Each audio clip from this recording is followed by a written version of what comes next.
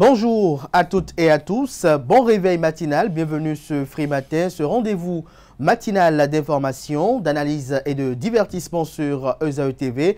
Pour le numéro d'émission de ce matin, je reçois pour vous Eugène Dossoumou. Il est le secrétaire administratif permanent du parti politique Bloc républicain. Avec lui, on parlera des coulisses de la désignation de Romuald Wardani comme candidat de la mouvance présidentielle. On parlera également sans nul doute de Emmanuel Golou qui nous a quittés hier à l'âge de 70 ans. Mais avant de le retrouver dans la rubrique Invité matinal, chers amis internautes, on aura à suivre la une des journaux, le bulletin matinal d'information, la page des sports, la définition du jour, le prénom du jour et les prévisions astrologiques. Juste après l'instant pub, on se retrouve pour la une des journaux.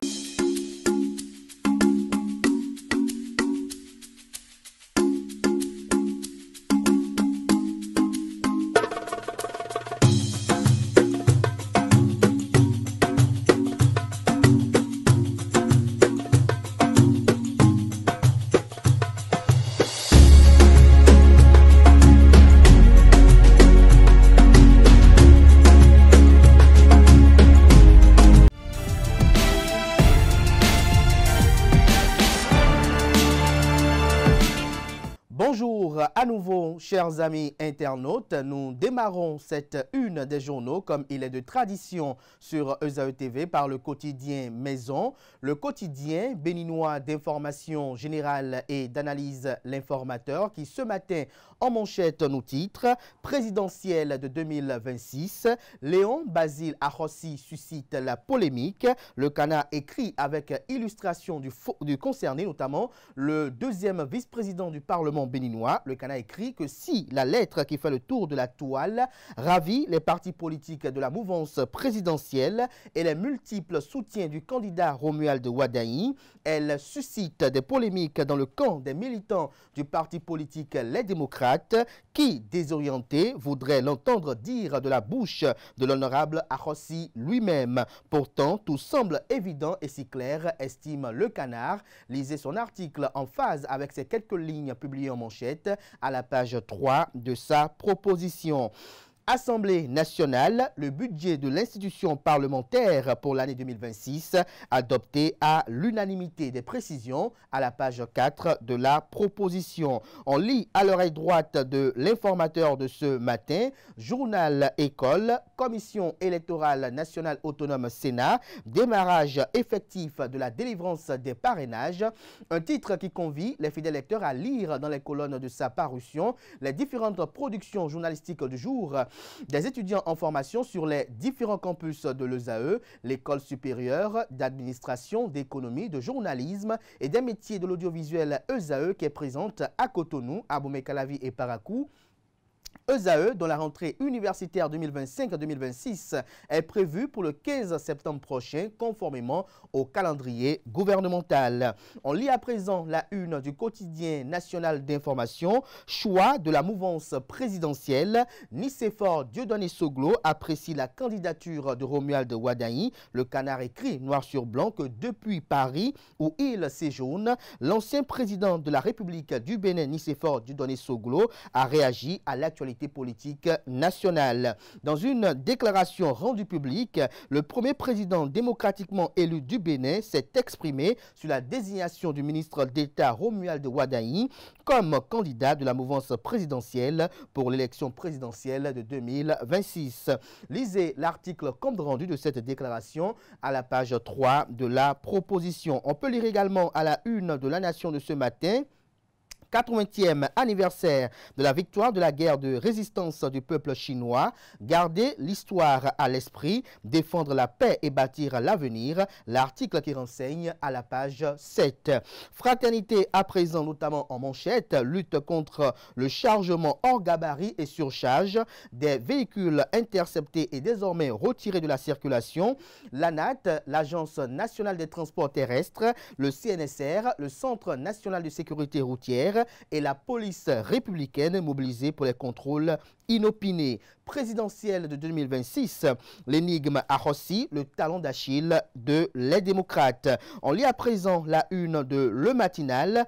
élection présidentielle de 2026, démarrage du retrait des fiches de parrainage, impression des maires et députés ayant été à la Sénat, le parti Les Démocrates déjà en possession de ces 28 fiches, Alimatou Abdoulaye et Léon Arossi apportent leur soutien à Ouaddaï, le ministre candidat reçu au siège de l'Union progressiste Le Renouveau. Retrouvez les différents articles compte rendus aux pages 2 et 11 de la proposition de ce matin.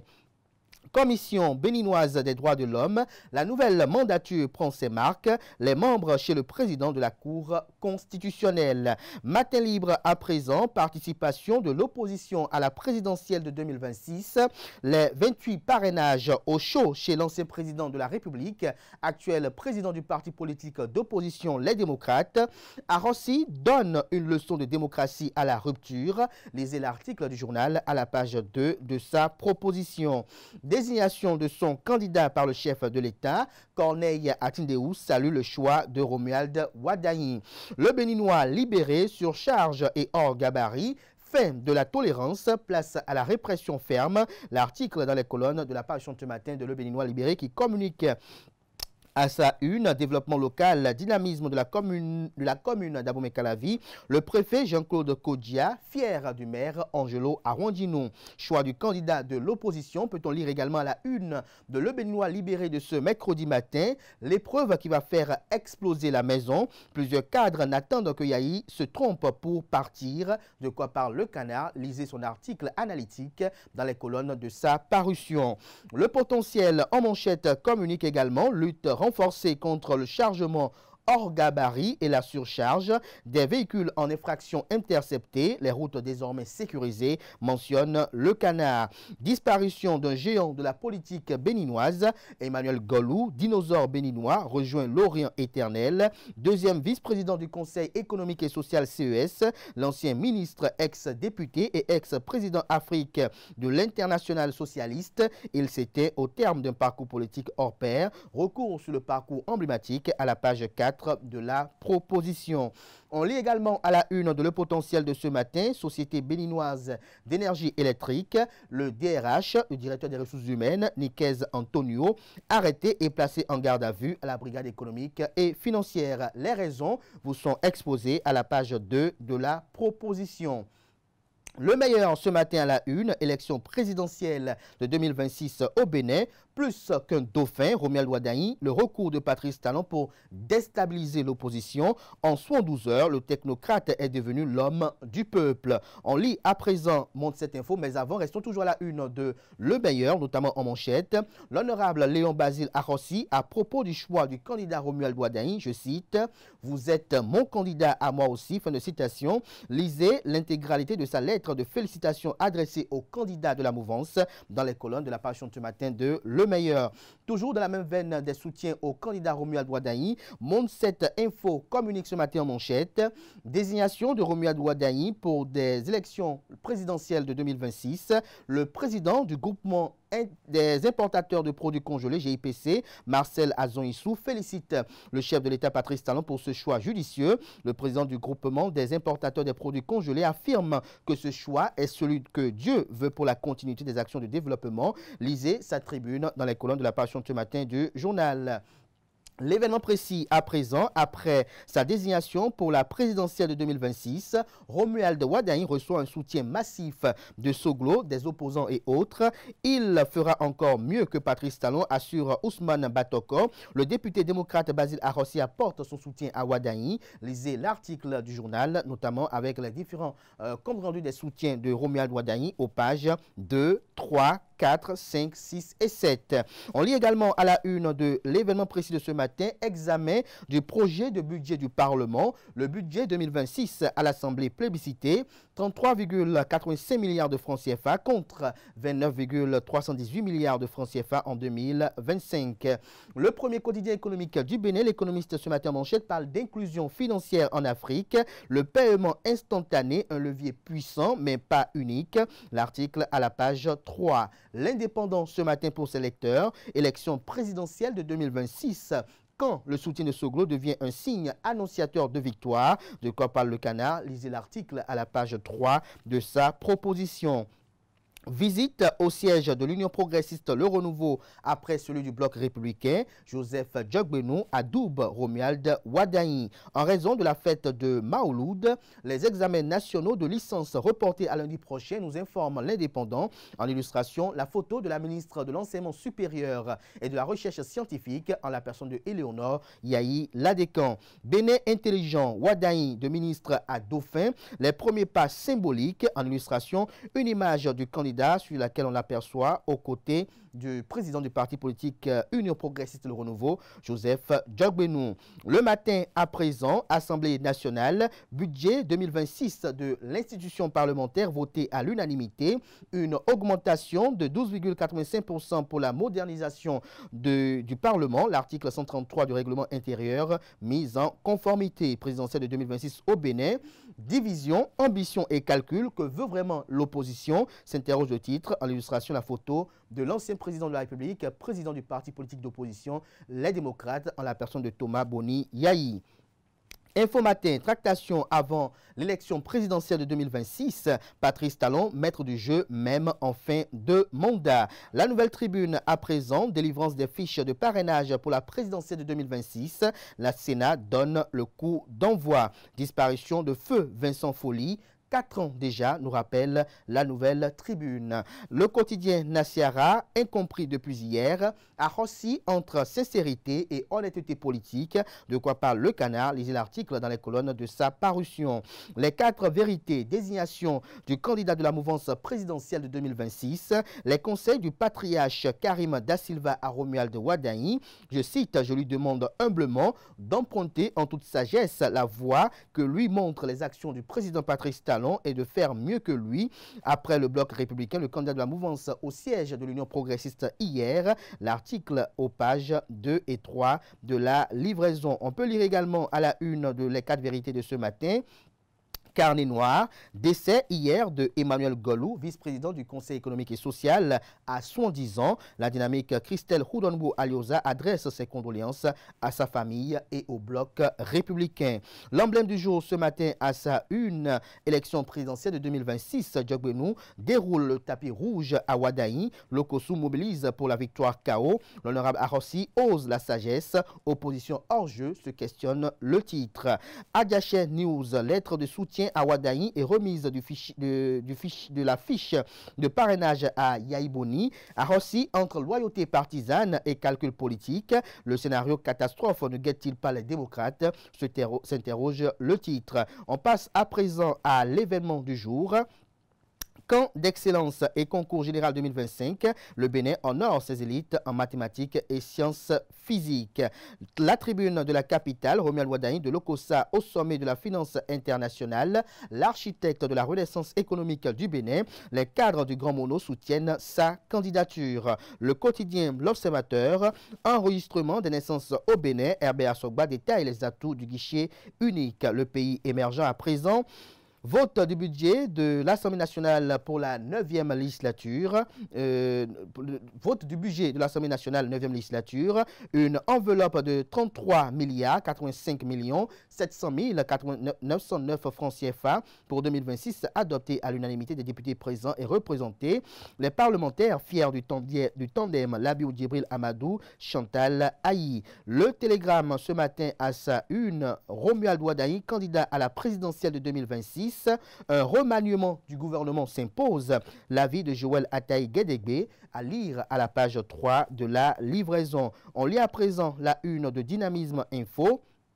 Présidentielle de 2026 au Bénin, Daniel Eda, un profil sérieux avec une vision claire. Le routier à présent, disparition d'un homme d'État, Emmanuel Golou est décédé. La relève info pour conclure ce matin, notamment en manchette de Canard Titre, en validant le choix de son successeur par sa mouvance, Patrice Talon consacre l'exemple démocratique béninois dans la sous-région. Ce sera tout pour la présentation de quelques titres parus ce jour dans la presse locale.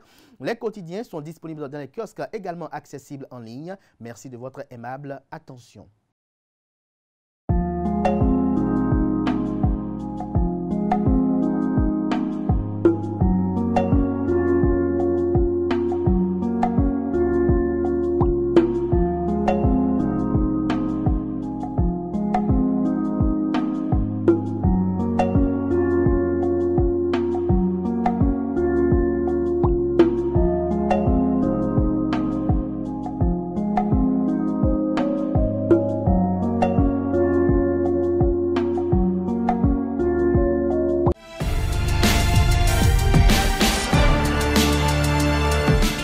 Heureuse de vous retrouver ce mercredi matin pour le bulletin matinal d'information en démarrant par un Canénois. Le vice-président du Conseil économique et social, Emmanuel Golou, n'est plus. Il est décédé ce 2 septembre 2025 à l'âge de 70 ans. Son décès est survenu suite à une maladie pour laquelle il recevait des soins au Centre national hospitalier et universitaire Hubert Koutoukou-Maga de Cotonou. Pour notre, l'Assemblée nationale du Bénin l'avait désigné comme représentant au CES, soulignant la continuité de son apport au développement national et son statut de conseiller avisé au CES. Il a occupé la fonction de deuxième vice-président. Dans un post Facebook ce mardi soir.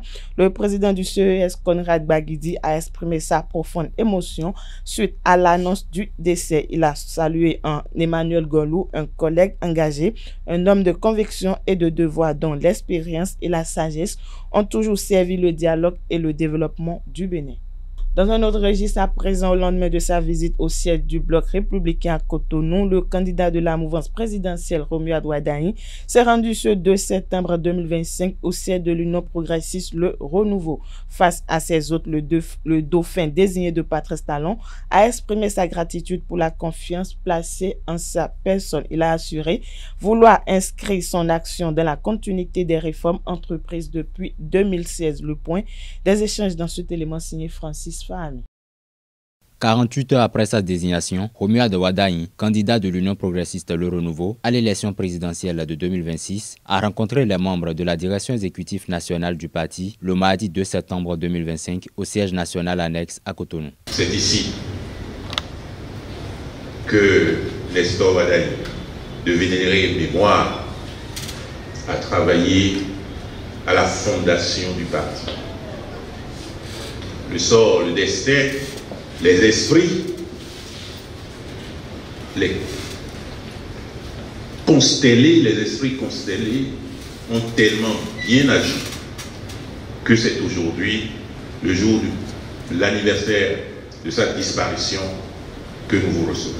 Une candidature qui mettra à l'épreuve la réforme du système partisan. 2026 est la première épreuve du système partisan.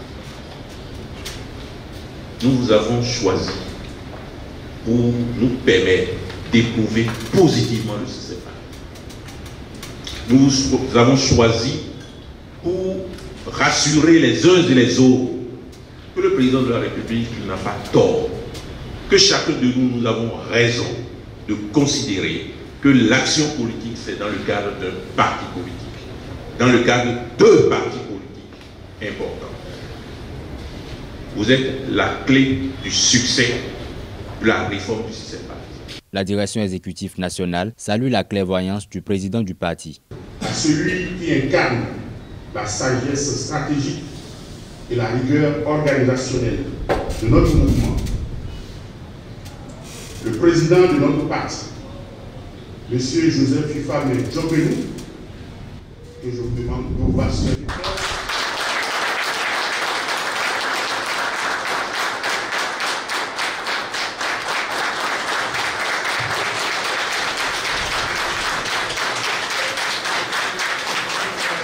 Au cours de ce moment fort simple, le candidat de la mouvance a témoigné son engagement à porter haut le flambeau de la majorité présidentielle.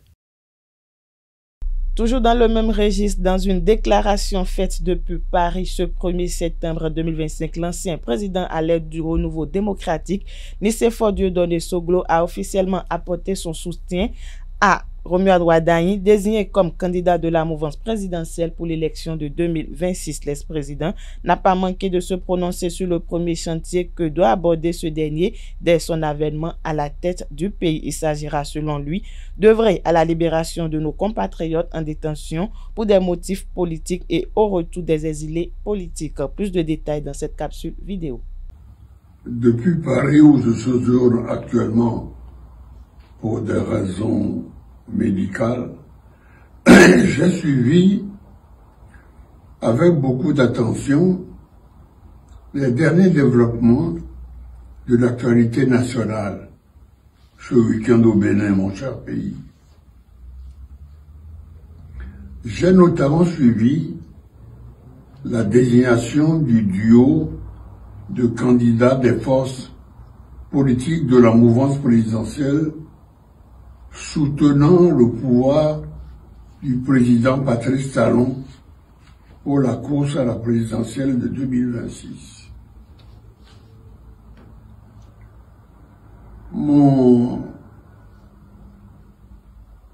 jeune fils, Romuald Wadagni, ministre d'État, ministre de l'économie et des finances, en charge de la coopération, a eu la faveur d'être unanimement désigné par la mouvance du président Patrice Talon pour poursuivre la remarquable œuvre de reconstruction entreprise au Bénin. Conformément au calendrier électoral en vigueur, la Commission électorale nationale autonome Sénat a lancé ce mardi 2 septembre 2025 l'opération de délivrance des formulaires de parrainage. Cette étape marque une phase déterminante dans la préparation de l'élection présidentielle prévue pour avril 2026. Le tout premier acte de cette opération a été posé par le maire de Lalo, William Fangbedi. Ce dernier s'est rendu très tôt au siège de la Sénat pour procéder au retrait de son formulaire.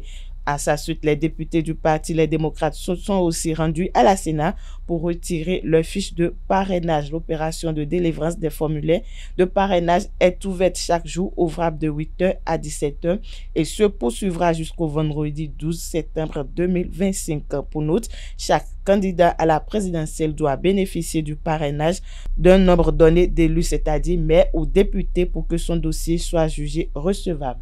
Une dernière information pour boucler hors de nos frontières. En République démocratique du Congo, Constant Mutamba a été condamné ce mardi 2 septembre à 3 ans de travaux forcés et 5 ans d'interdiction d'accès à toute fonction publique pour détournement de fonds publics. L'ancien ministre de la Justice a été reconnu coupable par les juges de la Cour de cassation de Kinshasa. Les gardes des Sceaux, âgé de 37 ans, autant pour moi, était accusé d'avoir tenté de détourner près de 20 millions de dollars américains dans le cadre d'un marché pour la construction d'une nouvelle prison. Tout au long de son procès, l'ancien ministre de la Justice a clamé son innocence, estimant que sa hiérarchie n'avait pas émis de remarques après ce marché passé de gré à gré avec la société Zion Construction et ce virement de presque 19 millions de dollars. Pour les avocats, leur client était de bonne foi. Pour preuve, l'argent n'a pas disparu. Le jugement rendu ce 2 septembre reste définitif. Constant Mutamba ne peut pas faire appel après sa condamnation devant la Cour de cassation. Voilà, amis internautes, c'est tout pour le bulletin matinal de ce mercredi matin.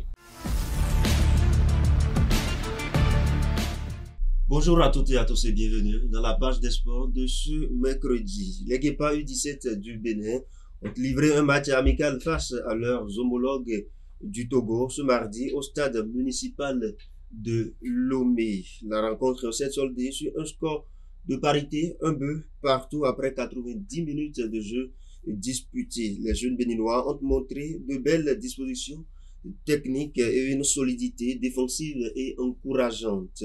De leur côté, les éperviers cadets ont également confirmé leur potentiel en offrant une opposition de qualité. Ce nul permet aux deux sélections de tirer des enseignements en vue de leur prochaine sortie officielle. Les Guépards U17 poursuivent donc leur préparation avec confiance et détermination.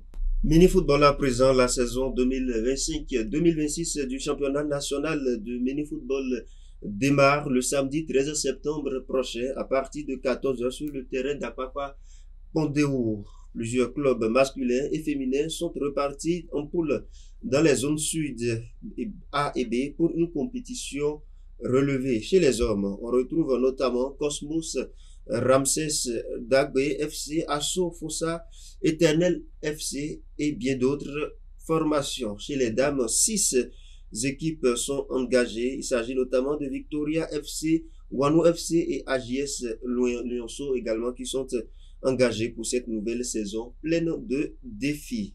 Et pour finir sur cette dernière note, les 7e et 8e journées des éliminatoires du Mondial 2026 se disputent en Afrique du Sud du 3 au 9 septembre 2025. Cette fenêtre décisive propose de grands chocs dans la RD Congo, le Sénégal, le Burkina Faso, l'Égypte, l'Afrique du Sud, le Nigeria ou encore le Gabon et la Côte d'Ivoire. Le Bénin affrontera d'entrée de jeu le Zimbabwe le 5 septembre au stade olympique d'Ebempe avant de croiser le Lesotho le 9 septembre prochain à Abidjan. À 4 journées de la fin, chaque point pèsera lourd dans la course aux différentes formations pour estimer avoir une place qualificative pour le mondial 2026. Voilà, amis internautes, c'est tout pour la page des sports de ce matin.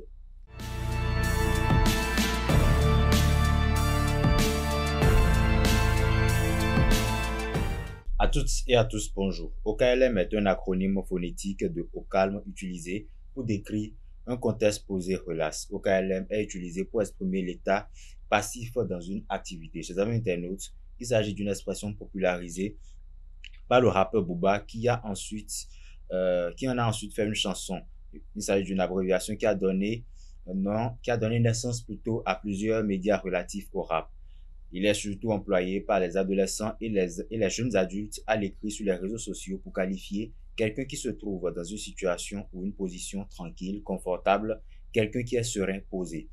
Dans ce sens, c'est un synonyme des mots peinard ou pépère qui ne sont plus vraiment à la mode. C'est tout pour la définition de ce matin. Merci et à la prochaine.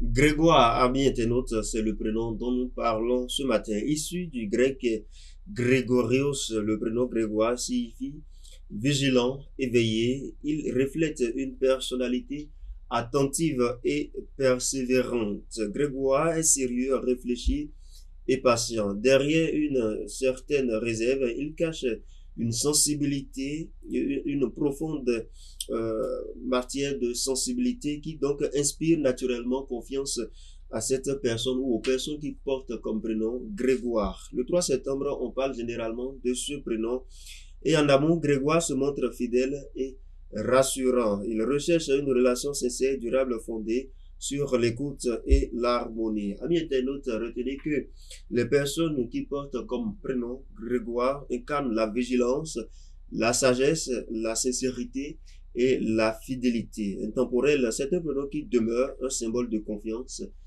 et d'équilibre. Et vous qui soufflez une bougie de plus aujourd'hui et qui ne vous faites pas appeler Grégoire notamment, nous vous souhaitons un très heureux anniversaire.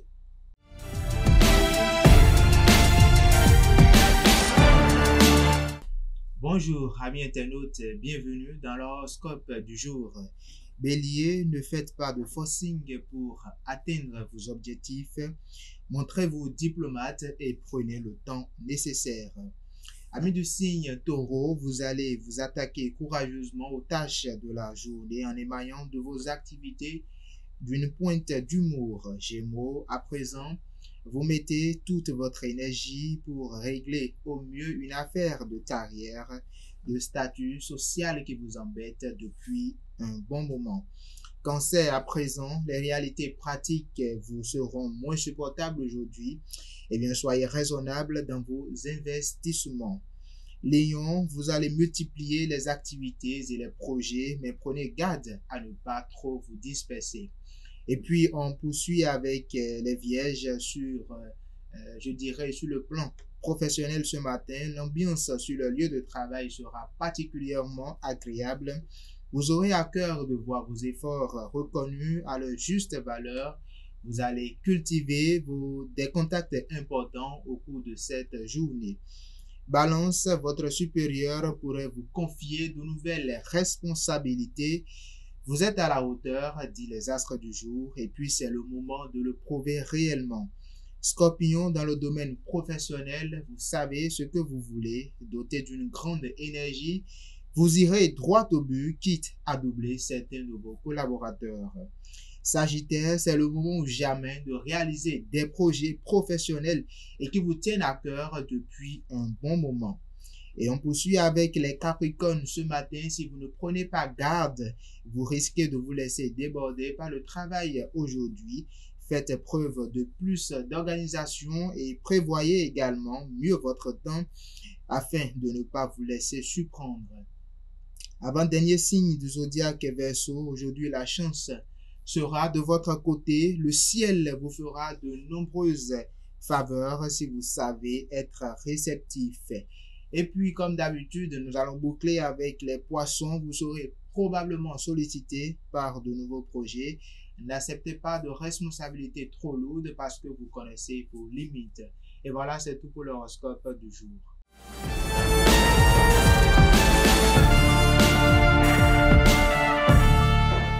L'invité matinal de ce matin, comme je l'annonçais dans le sommaire de cette émission, je suis avec le secrétaire administratif permanent du parti politique Bloc républicain, Eugène Dossumou. Bonjour. Bonjour, monsieur Abdelhachim. Merci d'être là ce matin. Merci d'être très matinal ce matin. C'est moi qui suis très, très heureux d'être invité à ce plateau. Merci d'être là. Je voudrais dire bonjour également aux internautes qui nous suivent. Merci. Et il est là ce matin pour nous renseigner sur les coulisses de la désignation de Romuald Wardani comme candidat à l'élection présidentielle de 2026. Et nous parlera également de Emmanuel Golou qui nous a quittés hier à l'âge de 70 ans. Notons également que notamment, sans nul doute, notre invité de ce matin est également au Conseil économique et social. Alors, Eugène Dossumou, bonjour à nouveau. Bonjour.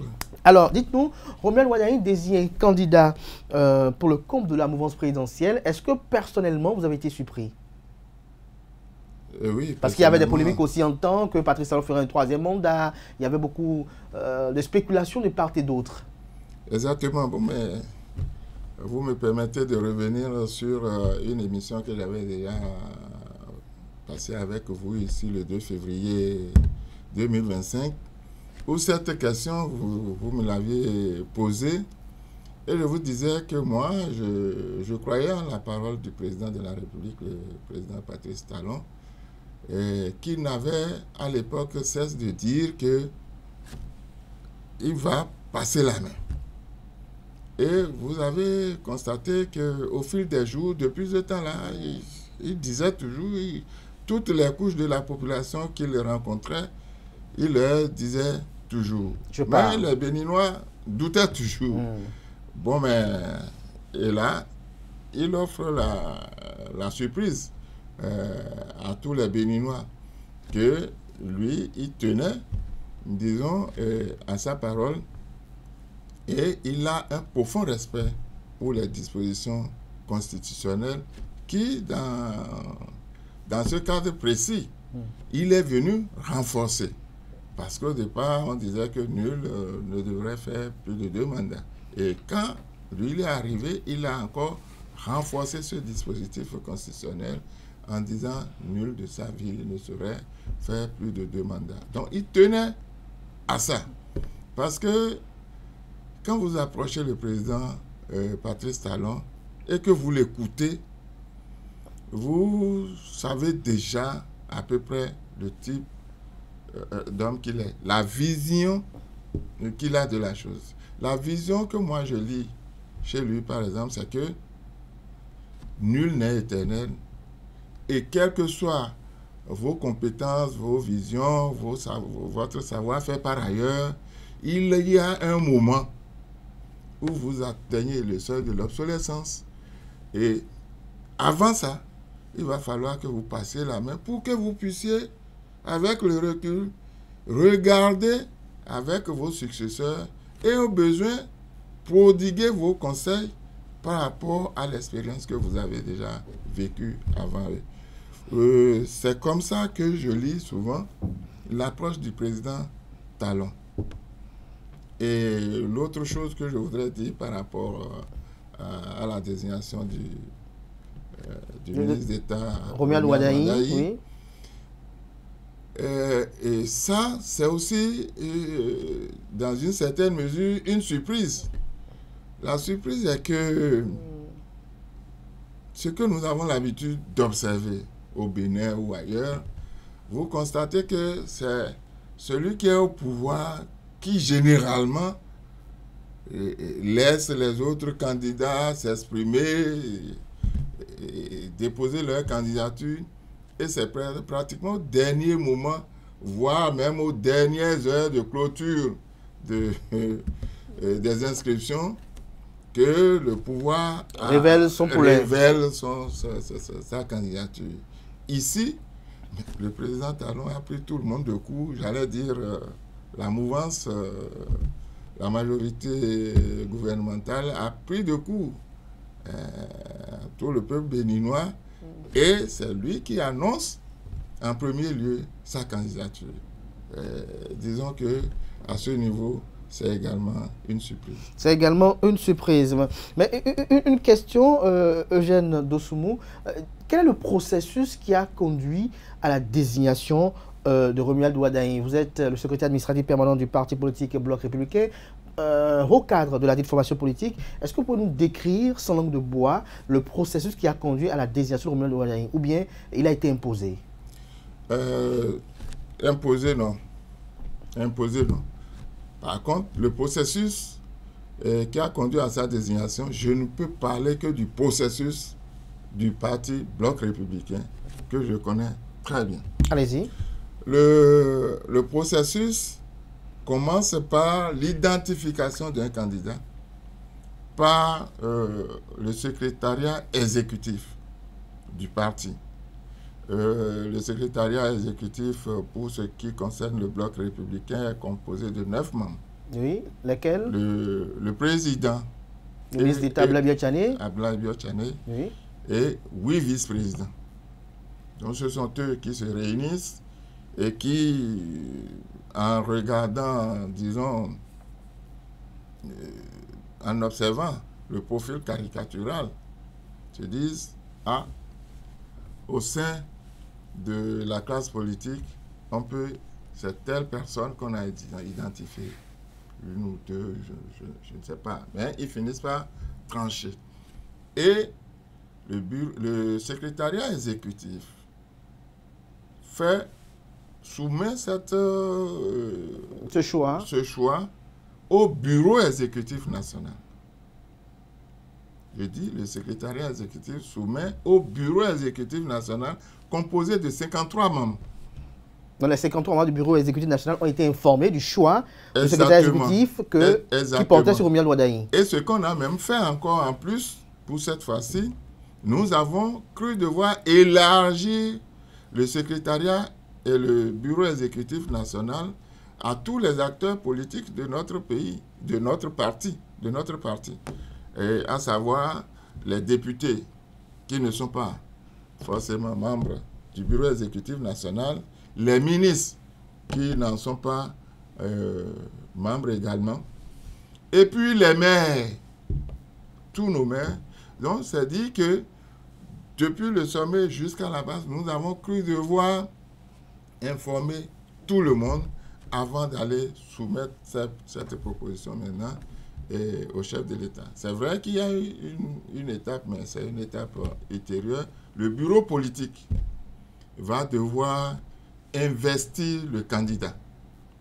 Quand il aura investi le candidat, c'est en ce moment-là que désormais tous les organes du parti qui devraient, disons, s'exprimer sur ce choix-là, on aurait bouclé la boucle si on peut s'exprimer. Mais comment le choix s'est fait avec l'Union progressiste de renouveau? Est-ce que c'est le secrétaire exécutif qui a soumis à appréciation de l'Union progressiste de renouveau le choix de Romuald Wadain, ou c'est le bureau politique? Quelle est l'instance qui a échangé avec l'Union progressiste de renouveau pour que, ensemble, les deux formations politiques là soient d'accord autour de la candidature de Romuald Wadain? Comme je vous l'ai dit, je ne maîtrise que le cas du BR. Je ne peux parler que du cas du BR. Certainement qu'au niveau de l'UPR, ils ont également réuni leurs instances compétentes en la matière. Mais qui a été le premier à choisir Romuald Wadain? Ce que je sais, c'est que c'est le BR qui a été le premier. Avant l'UP? Ce que je sais, le BR a été le premier parti à pointer du doigt Romuald Wadain. À pointer du doigt le candidat Wadain. Du coup, pour nous au BR, le candidat Romuald Wadain, c'est notre candidat. C'est nous qui le portons, c'est le BR qui le porte. Mais comment le BR peut le porter alors qu'il n'est pas un acteur politique? Il n'a jamais été militant du BR ou il est un sympathisant du BR? Disons qu'il est un sympathisant du BR, mais il est plus qu'un sympathisant en fait. Ah bon? Il était plus qu'un sympathisant dans sa posture. Mais écoutez, il y a la personnalité de chacun. Monsieur Romuald Wadaye n'a pas été ostensible en matière de militantisme, mais les responsables du parti et la plupart des membres du parti savaient que le ministre d'État Romuald Wadaye était l'un des piliers du parti Bloc républicain. Ah bon? Comment ça? Il avait des actions qu'il menait discrètement, c'est ça? En tout cas, il menait des actions en notre faveur, des actions qui étaient très très bien appréciées. Qui étaient très très bien appréciées. Est-ce que vous avez participé au processus de désignation? Bien sûr, en étant secrétaire administratif permanent. Secrétaire administratif permanent, et puis c'est moi qui assurais toujours le rapport de tous les organes que je viens de citer. Que vous venez de citer. Mais il y a une question qui quand même perturbe plus d'un. C'est au sein du BR, du Bloc républicain, il n'y avait aucun militant actif qui avait un profil de candidat valable pour remplacer Patrice Talon?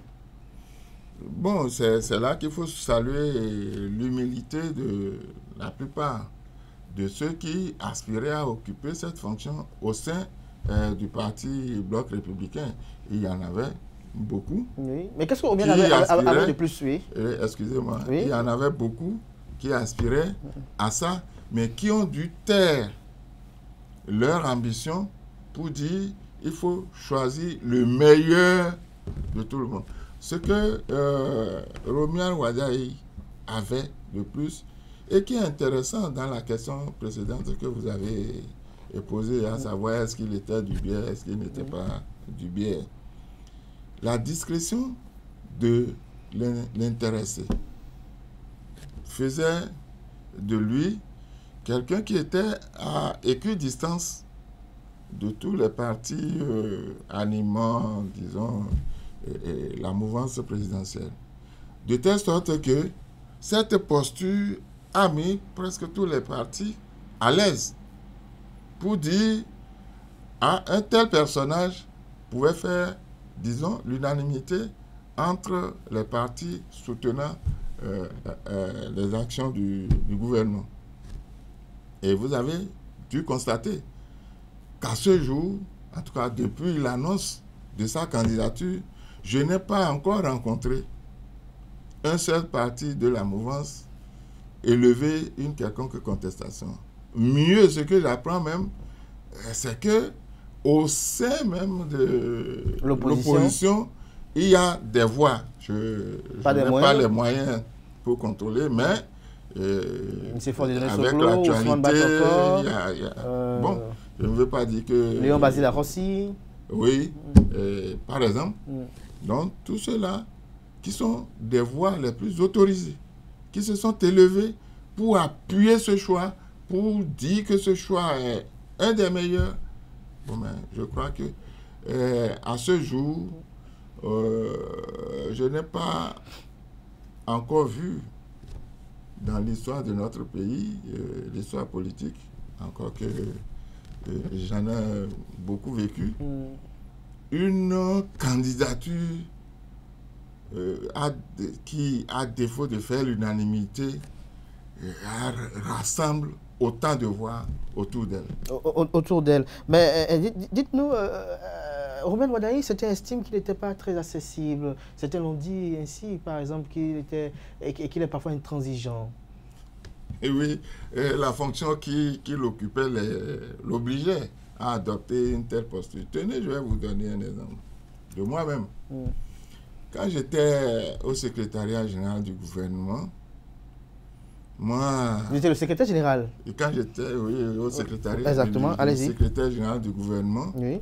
Mais il y avait certains amis que je ne voyais plus. Et je me demandais, mais pourquoi du jour au lendemain, je ne vois plus ces amis avec qui j'étais toujours. Et puis, quand la fonction a pris fin, il y a un de mes amis, je crois qu'en ce moment, s'il nous suit, il doit se reconnaître à travers ce que je suis en train de dire. Mais lui, il n'était pas au pays Seulement, chaque fois qu'il descendait, il faisait toujours l'effort de me voir. Et les gens autour de lui disent, mais toi, tu vois Eugène? Il dit, mais Eugène est à CC. Chaque fois que moi, je veux le voir, je le vois. Il s'est trouvé des gens qui disaient, ah, Eugène n'est plus accessible, Eugène n'est plus accessible. Il dit, non, moi, je le vois. Et c'est lui qui m'a révélé, écoute Eugène, tu sais que certains amis disent qu'ils ne te voient pas. Il n'y a pas un seul parmi nos amis communs qui m'appelle et quand je suis disponible, que je ne décroche.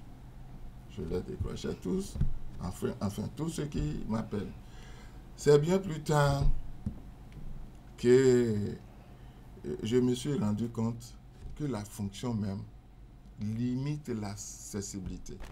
Et quand on prend le cas du ministre d'État Wadaye, ministre de l'économie et des finances, dans un pays qui n'a pas de ressources particulières, où le budget est essentiellement assis sur, disons, la fiscalité, il doit courir.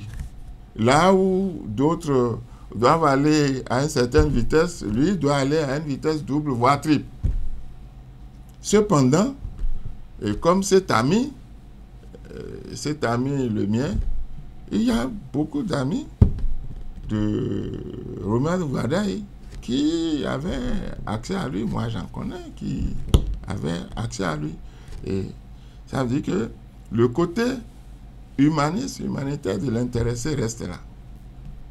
Seuls ceux qui osent aller vers lui ont souvent accès à lui.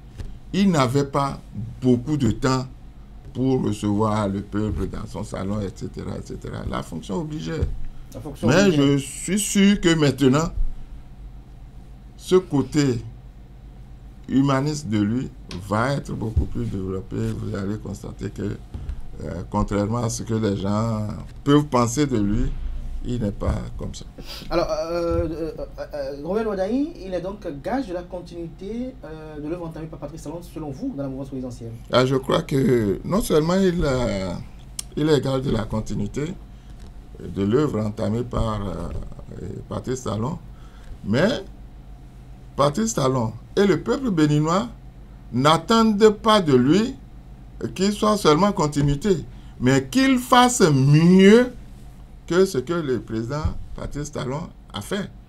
Parce qu'au jour le jour, les besoins augmentent, les gens s'augmentent, les demandes s'accroissent, et c'est à lui de satisfaire tous ces besoins-là, de donner réponse à tous ces besoins-là.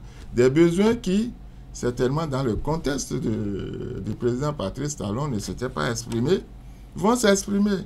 C'est normal parce que le monde évoluant, il y a beaucoup d'autres choses qui émergent et qui créent des besoins auxquels lui doit faire face. Il doit faire face. Mais il y a une question, une interrogation.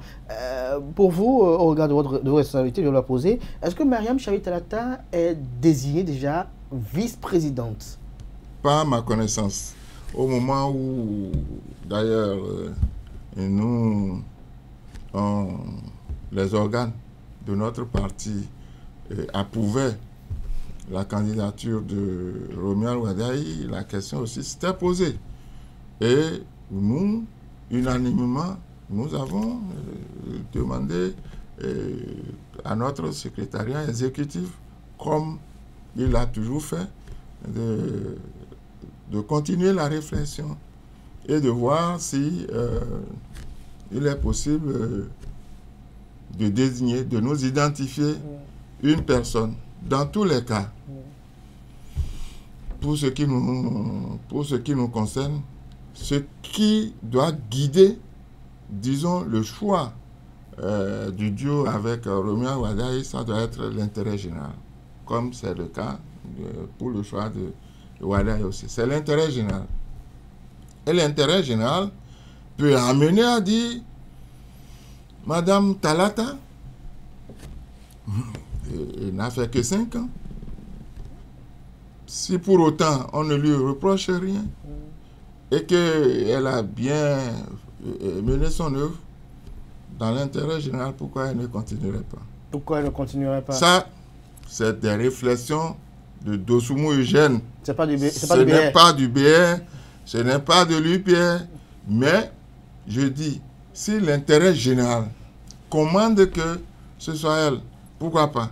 Mais si l'intérêt général commande également qu'elle soit remplacée. Dans la foulée, on a entendu très vite le nom de Aurélie Adams-Soulé-Zoumarou, de Sadia Assouma également, qui sont des militantes du Bloc républicain, ministres au gouvernement également. Ça n'ont pas été en débat au niveau des instances? Au fond, les débats n'ont pas commencé. Les débats n'ont pas commencé. Merci à vous, Eugène Dossoumo, pour cet échange-là. Une question sur la réforme du système partisan avant de passer au décès de Emmanuel Golou. Estime qu'avec cette désignation-là, vu que Wada n'est pas des partis politiques, que ça aurait été un échec de la réforme du système partisan? Non, il ne faut pas faire cette lecture-là de cette désignation. Voyez-vous,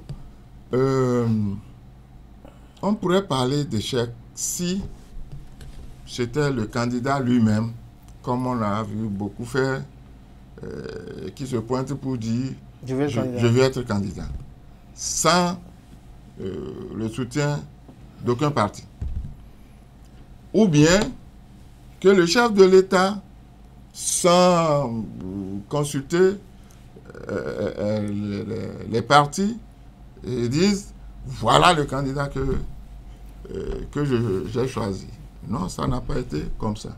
Le processus s'est déroulé comme je vous ai décrit précédemment, à savoir que les organes compétents de chaque parti ont été consultés et c'est à la suite de ces consultations qui n'ont pas duré 1 jour, 2 jours, qui ont pris du temps de réflexion, du temps de la maturité même de ces réflexions avant de dire, et il y a un profil caricatural qui a été élaboré. Et parmi toutes les ambitions qui se sont annoncées, la plupart des partis, dont le BR, et surtout le BR, ont trouvé que le profil qui répond le mieux à cette caricature est le profil de Romuald Wadai. Voilà. Merci à vous. Eugène Dossoumo, hier nous a quitté Emmanuel Golou. Vous connaissez l'acteur politique, vous étiez ensemble au CES. Qu'est-ce que vous retenez de lui et quel a été votre état d'esprit à la publication de son décès, de l'information en lien avec son décès? Vraiment, ça a été une triste nouvelle à laquelle, de rechef, je n'avais pas cru. Et le ministre Golou est une personnalité à laquelle je me suis habitué depuis un peu plus de... depuis 1996 déjà. À l'époque, j'étais sous-préfet dans une localité et lui, il était ministre de l'énergie et puis la localité avait besoin d'électricité. Donc, il était venu à l'époque dans ce cadre-là. Et j'ai été heureux de l'accueillir dans la résidence du sous-préfet que j'étais à l'époque. J'étais heureux de voir un ministre très décontracté. Et puis depuis lors, nous avons gardé cette image. Nous avons gardé de très bons rapports, des liens depuis ce temps-là. Et pendant longtemps, vous savez, il était président du PSD. J'étais, dans une certaine mesure, l'un de ceux qui voulaient de son arrivée au BR. Et comme je le fréquentais, de temps à autre, Monsieur le ministre, Monsieur le Président, n'est-il pas possible que vous veniez au BR? Et le jour où j'ai appris qu'il s'est décidé finalement, vous comprenez ma joie. Très heureux. J'étais très heureux de l'accueillir au biais avec toute son équipe. Alors, ces jours-ci, je ne le voyais plus. Et comme je ne le voyais plus, dans un premier temps, je me suis dit, ce sont ses nouvelles fonctions en tant que vice-président du Conseil économique et social qui certainement ne lui permettent pas de faire chose. Mais il devrait prendre part à une activité en compagnie du président du BR dans le Koufo. Et je l'ai appelé, je dis, président, il se fait que je ne vous vois plus, mais le président du BR veut aller dans le Koufo et il s'attend à ce que vous l'accompagniez. Vous devrez être de la délégation. Il dit, oh, mon frère, écoute, je suis au CNHU. Je dis, comment? Depuis quand vous êtes au CNHU? Il dit qu'il est au CNHU et que non, qu'il n'avait rien d'inquiétant. De toutes les façons, il a trouvé les mots pour m'apaiser, pour calmer un peu votre inquiétude. Mon inquiétude. Donc, et que d'ailleurs, je l'ai appelé au moment où on était en train de le libérer pour rejoindre la maison. Et bon, si c'est ça, très bien. Et là, d'ici là, je pourrais passer à la maison. Il m'a dit oui, pourquoi pas, que ce serait avec plaisir. Alors on en était là quand, pour le choix du président, du candidat Wadaï, M. Emmanuel Golou est membre du bureau exécutif national. Là encore, je l'ai invité. Et il m'a fait la promesse qu'il ferait l'effort d'être là. Et le samedi dernier, j'ai fait... le dimanche. Le dimanche dernier, j'ai fait le malheureux constat de son absence. Vraiment, l'émotion... Elle est grande et forte. L'émotion est grande. Je perds un ami, c'est-à-dire qu'un aîné qui a quand même de la considération pour plus jeunes. Pour des plus jeunes que lui, sinon par rapport à l'envergure de son parcours politique, tant au niveau national qu'à l'international. Moi, je suis rien. Et vous voyez toute la considération qu'il avait toujours pour moi. Et quand je vais chez lui, il me faisait toujours asseoir côte à côte. Bon, vraiment, excusez-moi de ne pas pouvoir continuer.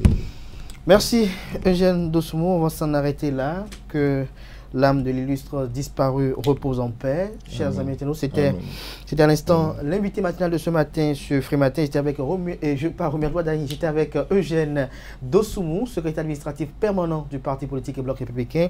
Il a eu à nous entretenir sur les coulisses de la désignation de Romuald Wadaï comme candidat de la mouvance présidentielle pour 2026. Il s'est prononcé également sur le décès de Emmanuel Golou à 70 ans. C'était l'invité matinal de ce matin sur Free Matin. Merci pour l'attention. Ainsi prend fin Free Matin de ce matin. Portez-vous bien. On se donne rendez-vous vendredi prochain pour le numéro d'émission de Free Matin. Bonne fête de Mauloud à tout chacun.